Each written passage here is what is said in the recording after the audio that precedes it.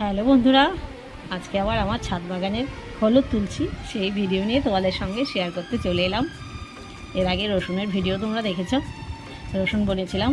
তো এবার প্রতিবারই বুনি আমি এই হলুদ, কাঁচা হলুদের গুণাগুণ তো তোমরা সবাই জানো।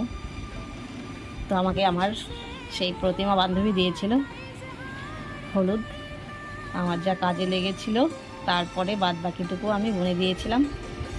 এখান থেকে আমার প্রচুর হলুদ হয়ে যায় প্রতি বছরই। এইরকম এক কোয়ার মতো এতটা টুকরো, এক টুকরো করে লাগালেই কিন্তু এতগুলো করে হলুদ পাওয়া যায়। দেখো একটা কার্টুন থেকে কতগুলো হলুদ হয়। আর খুব সুন্দর দেখছো, আমার আঙ্গুলে থেকে মোটা মোটা হয়েছে হলুদগুলো। সবগুলোই আজকে তুলে নেব। দেখো কি সুন্দর হলুদ হয়েছে, তোমরা চাইলেও তোমরা করতে পারো। অনেকগুলো হলুদই কিন্তু হয়েছে। তোমরা ভালো থেকো, টাটা।